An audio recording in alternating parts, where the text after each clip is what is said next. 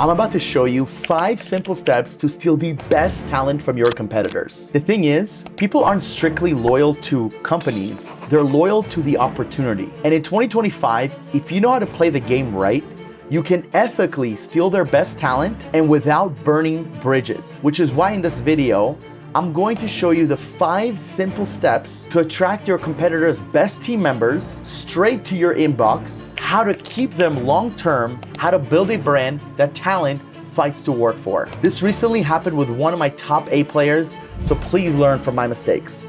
Let's dive in. So step 1. Identify the hidden A players. Most business owners and most companies are looking at job boards like Indeed and Upwork. But the reality is the best talent is not looking for a job.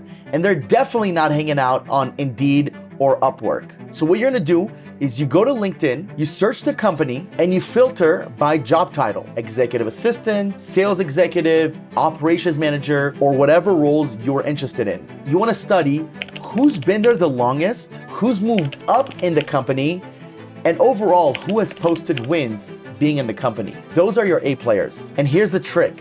Do not reach out to them just yet. First, you wanna learn what motivates them and what would they have to consider before leaving. That motivation is the key, because without that, there's no reason for them to leave to a company that's similar to the one they're currently working at. But to find out what motivates them, you have to understand your A players and what would motivate them to jump ship. So one of the ways to do this is to actually learn about your current A players if you haven't yet. Obviously, you're most likely talking to your A players on a day-to-day basis when it boils down to the business, their day-to-day, and their goals within the business. But what about their goals outside of the business? Who are the A players in your company that are motivated by traveling and seeing the world? Who are the A players in your company that are motivated by building a home and taking care of their kids or their wife? You want to learn about your A players beyond just the initial interview or the onboarding call. You want to have these conversations with them on a month-to-month basis to really get to know them, because 80 to 90% of the time, when you speak with your team members, and especially your A players, you're talking about business. It's a very transactional conversation, which is okay because you're paying them and they're earning their pay by providing value to the business. However, once a month, you want to dedicate time to just get to know them a little bit better. What are their goals? Where do they want to travel? What does it mean for them to earn more money in terms of what are they going to do with that money? Because everybody wants to make more money, but why? And what are you going to do with that money exactly? Is it travel? Is it build a home? Whatever the case may be. Maybe it's to donate. Whatever the case may be, it is your job and your responsibility to find that out. Step 2, build the magnet. A players don't jump ship just for money. They move for meaning, growth, and clarity. So this means before you approach anyone, your profile and your company profile needs to be levels ahead than wherever they are right now. So this is 2 separate personal brands, meaning your personal brand, whether you're the CEO, founder, or whatever your role is, and the company personal brand. For example, if you go to Remote Latinos Instagram page or Remote Latinos LinkedIn, you're gonna see a lot of different videos, content, testimonials, case studies, and an overall good feeling about a company. This is why we get so many people to apply with us. But we spend years to do this. Now, you don't need to spend years to do this. You just need to make it better than whatever your competitors look like. Why would they jump ship to another company that looks worse? Unless you're offering them significantly more money, which is what happened with the A player that left me, which I'll get to towards the end of the video. Outside of that, you don't want to significantly pay someone more when their skill levels don't match that. And most importantly, you want to make sure that your personal brand and the company personal brand attracts A players. So some of the ways you want to do this is you want to post wins, celebrations, team events, team photos, and an overall culture of winning and inspiration. A culture that if you were applying with your company, you would be interested in applying, because this looks like the kind of company you want to be a part of. You want to highlight clear advancement paths. For example, maybe highlight how someone went from one position in your company to a higher level position. Maybe highlight how you do team events and you fly out people from different cities and different countries to meet and actually come together and get to know each other on a higher level. Maybe you want to highlight how you speak at events or you sponsor events and you fly your team for those specific events. A lot of people would love to be a part of this because at their current job or jobs they've had before do not offer these types of incentives. And lastly, show off your culture more. I just mentioned many ways of doing this, but how else can you show off your culture? Well, another example of this could be your personal brand and people learning more about you. For example, when I follow someone, I hate when I follow someone and they only post about business. Like their entire page is just business. I feel like I don't know them. So I want to get to know them, right? So don't just post business stuff. For your business, maybe you guys are involved in charities or some sort of donations that you guys do. What else besides the day-to-day are you guys doing to make yourself look like a real company that actually cares about the mission and vision that you guys have? Because it's not about just making money and being profitable. Of course, that's a big part of it, but it's not just about that. So what else can you guys show off on your company page and your personal page to be able to show the world that, hey, this is the type of culture you want to be around? When you do this correctly, you won't have to go out there and chase these A players. It is automatically going to attract them and they're going to be reaching out to you. And with this, there's one message you can send that'll guarantee they'll respond. Which leads me to step 3, the message that opens the door. By the way, this is the same message we've used hundreds of times within LinkedIn over the last several years to be able to attract talent internally for us and externally for our clients. And the message is right here. I'm not gonna read it word by word. I want to explain to you why this message is going to hit home. The reason this message works so well is because we are not aggressive, we are not salesy, we are coming into this with an open mind. And we're telling them something that a true A player would at least be open to hearing. So it's, hey, if I was to level up your skill, which helps you level up your income, is that something that you would be open to? Now, some people, they absolutely love what they're doing. They love the company they work for. They love the culture. They're getting paid well. It is not on their radar. However, some of them feel a little bit stuck. Maybe it's their career trajectory was not where they anticipated it would be. Maybe they're just not making as much money as they would hope to. And guess what happens every time? We get a response, and almost always it's a positive response. And again, some people might not be open to another opportunity, but the ones that are, those are the ones that we're going after. But here's what's crazy. Even after a positive reply, 80 to 90% of founders or business owners still find a way to mess this up. And I'm gonna show you how. But before I do, this might seem like a lot of work. Going on LinkedIn, finding the company, prospecting, sending out all these messages, it's gonna take a lot of time. Well, if you don't have the time to do this, which you shouldn't because you should be focusing on growing the business, this is exactly what we do with Remote Latinos.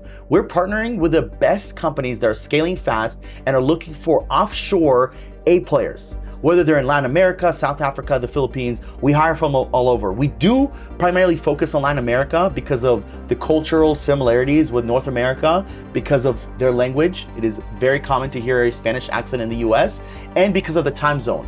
Of course, they work hard, they're loyal, they're very experienced, they're skilled. So there's also that.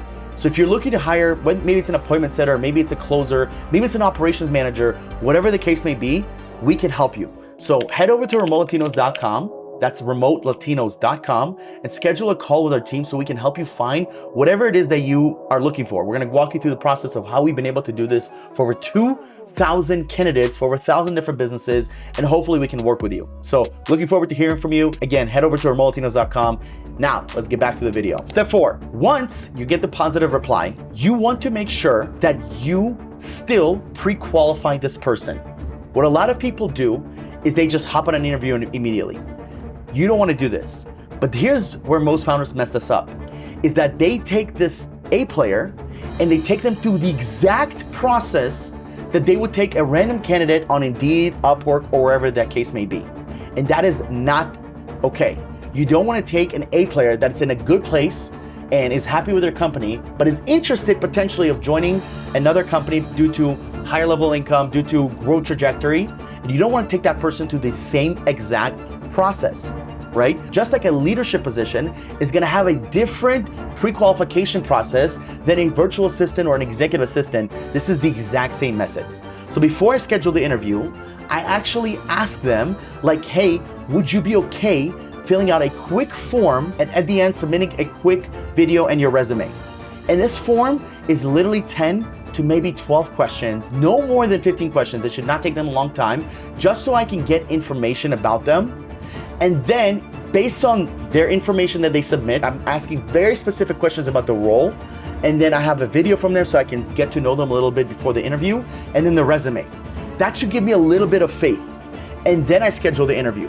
Because once I do the interview, right, and the interview, obviously I do a 2-part interview just like anytime, any place else. It doesn't matter what position. Sometimes we actually do more interviews depending on the level of the person, but we do at least 2 interviews.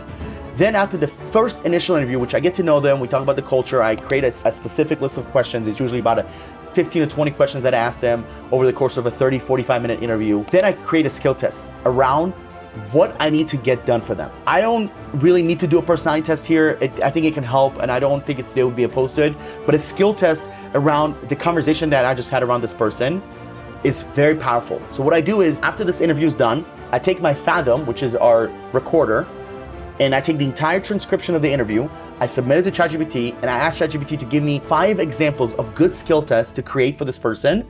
And along with ChatGPT and my own brain, I create a very distinctive skill test that has to be based off the interview, part 1, and the day-to-day and the role here, part 2. So I look at the job description of the role, whether it's an operations manager, maybe a sales manager, maybe a high-level salesperson, whatever the case is, and around this, I create a skill test. So I still want to pre-qualify them, but the pre-qualification is a lot simpler than when we go out and hunt people on job boards, which, by the way, we do.